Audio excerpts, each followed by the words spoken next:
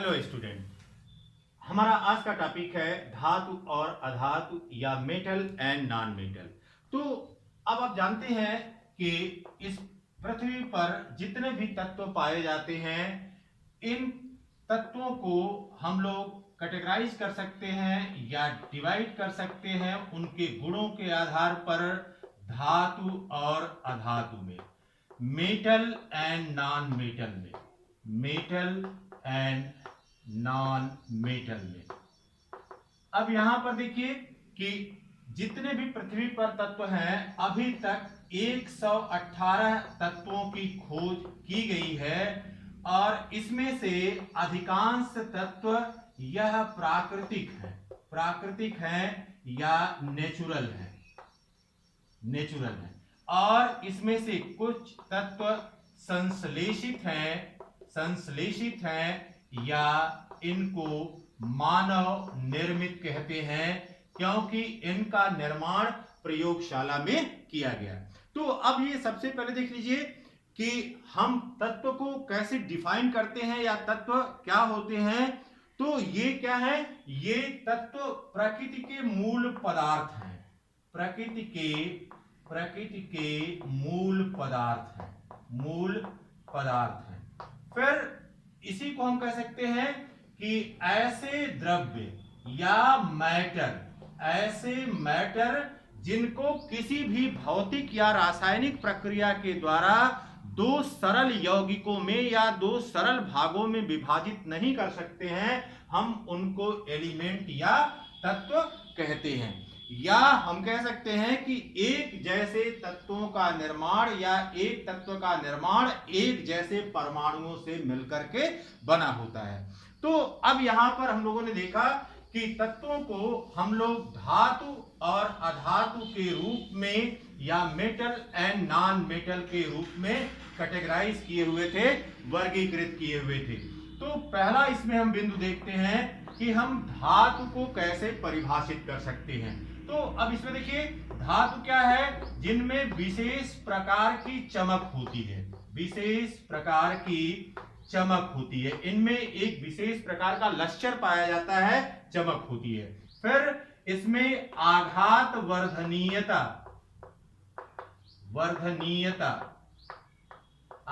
वर्धनीयता का मतलब हुआ कि इसमें जो है मैलिएबल प्रॉपर्टी पाई जाती है। फिर साथ ही साथ तन्यता, इसमें डक्टाइल प्रॉपर्टी पाई जाती है।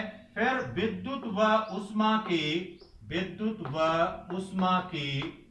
उष्मा के सुचालक, मीन्स गुड कंडक्टर या conductor of electricity and heat, यह प्रॉपर्टी भी इसमें होनी चाहिए। तो ऐसे तत्व जिनमें विशेष प्रकार की चमक होती है, आघात वर्धनीयता का गुण पाया जाता है, तन्यता पाई जाती है तथा विद्युत और उष्मा के सुचालक होते हैं, ऐसे तत्व क्या कहलाते हैं? ऐसे तत्व को हम धातु कहते हैं या मेटल कहते हैं। अब यहां पर देखिए कि मेटल को आधुनिक संदर्भ में किस प्रकार से परिभाषित कर सकते हैं या इसकी मॉडर्न डिफिनीशन किस प्रकार से हम दे सकते हैं। ऐसे तत्व जो इलेक्ट्रॉन का त्याग करके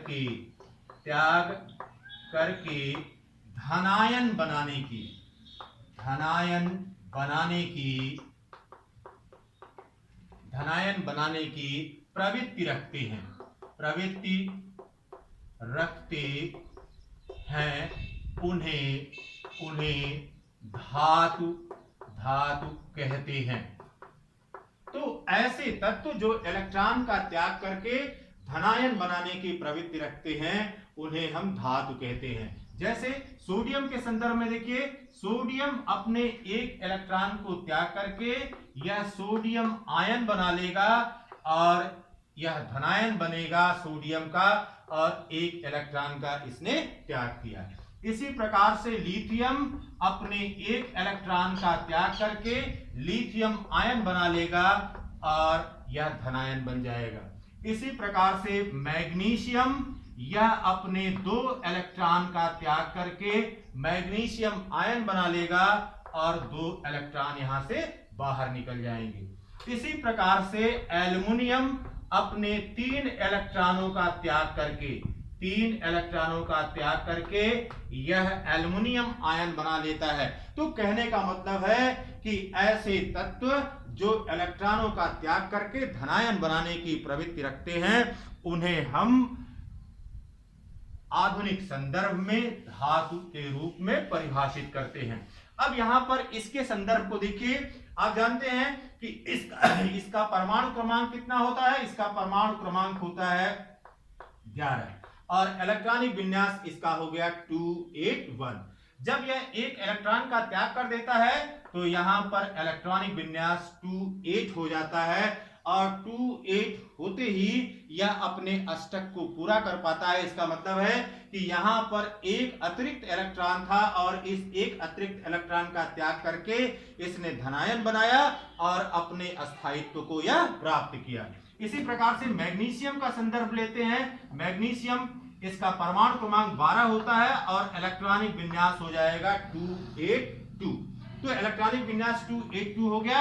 अब यहां पर अष्टक पूरा होने के लिए या अष्टक प्राप्त करने के लिए जो 2 एक्सिस नंबर ऑफ इलेक्ट्रॉन है इनका जब यह त्याग करेगा तब जाकर के इसका अष्टक पूरा हो पाएगा और यह बना लेगा Mg+2। Mg+2 यहां पर इलेक्ट्रॉनिक विन्यास अब हो गया 28 और यहां पर इसने 2 इलेक्ट्रॉन को बाहर निकाल दिया। तो इलेक्ट्रॉन का त्याग करके यह धनायन बनाने की प्रवृत्ति रखते हैं। जैसे lithium, sodium, potassium, sodium, magnesium, aluminium, silver, gold, platinum, यह सभी धातुएं हैं। यह धातुएं इलेक्ट्रॉनों का त्याग करके धनायन बनाने की प्रवृत्ति रखती हैं। अब हम चर्चा करते हैं कि अधातु को किस प्रकार से परिभाषित कर सकते हैं या अधातु क्या होते हैं। तो अधातुओं के संदर्भ में देखिए कि नॉन मेटल किसे कहते हैं? अधातु या नॉन मेटल।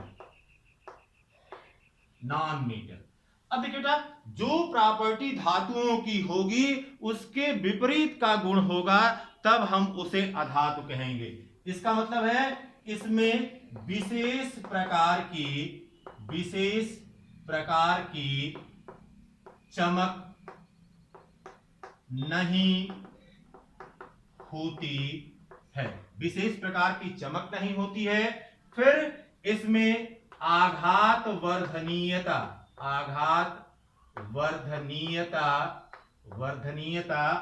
का गुण नहीं पाया जाता। तन्यता भी नहीं होती है तथा विद्युत और उष्मा की कुचालक या नॉन कंडक्टर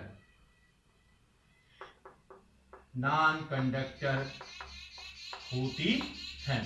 तो ऐसे तत्व जिसमें विशेष प्रकार की चमक नहीं होती है, आघात वर्धनीयता का गुण नहीं पाया जाता है, उसमें तन्यता नहीं होती है तथा विद्युत और उष्मा की कुचालक होती है या नॉन कंडक्टर होती हैं, such type of the element is known as the non metal. फिर अब आधुनिक संदर्भ देखते हैं कि आधुनिक संदर्भ में या आधुनिक परिभाषा किस प्रकार से हम दे सकते हैं। आधुनिक परिभाषा,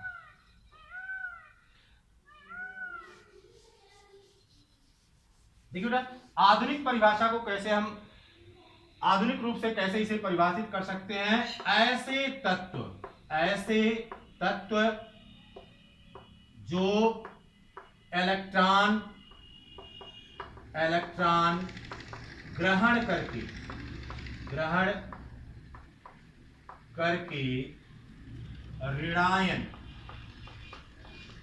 ऋणायन बनाने की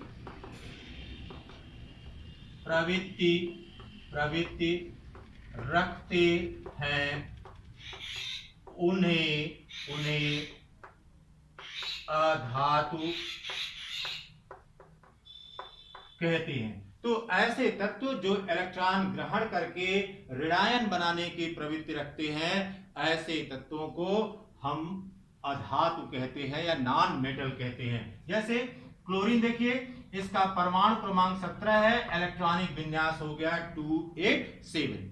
अब इनके ऑक्टेट पूरा करने के लिए या तो अपने पूरे 7 इलेक्ट्रॉन को या निकाल दिए या एक इलेक्ट्रॉन इसको कहीं से मिल जाए, तब जाकर के इसका अष्टक पूरा हो पाएगा। एक इलेक्ट्रॉन को ग्रहण करना इसके लिए आसान होगा। एक इलेक्ट्रॉन को जैसे ही ग्रहण करेगा यह Cl माइनस हो जाएगा और इलेक्ट्रॉनिक विन्यास इसका हो जाएगा 288।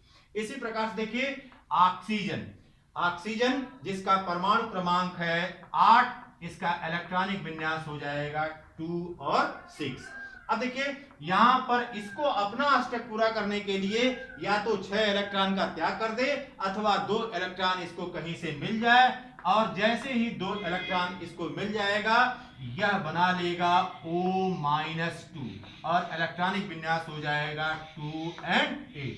तो इस प्रक्रिया से हम देख रहे हैं कि यह इलेक्ट्रॉनों को ग्रहण करके ऋणायन बनाने की प्रवृत्ति रख रहे हैं, और जब इलेक्ट्रॉनों को ग्रहण करके ऋणायन बनाने की प्रवृत्ति रख रहे हैं तो ऐसे तत्वों को हम नॉन मेटल कह रहे हैं। जैसे हाइड्रोजन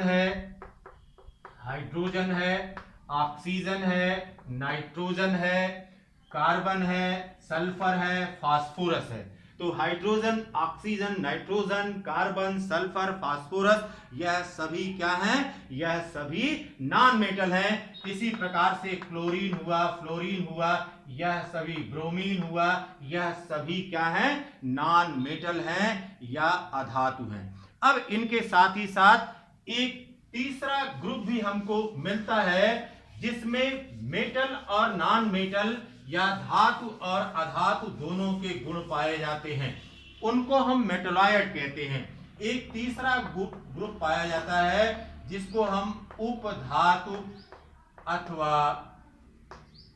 अथवा मेटलॉयड,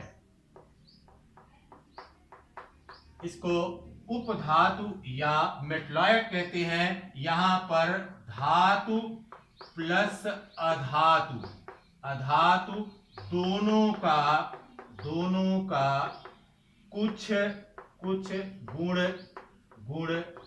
पाया जाता है। ऐसे तत्व उपधातु कहलाते हैं। जैसे सिलिकॉन है Si, जर्मेनियम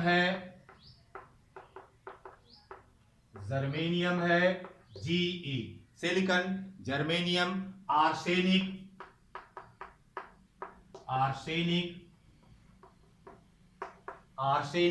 As। ठीक इसी प्रकार से एंटीमनी,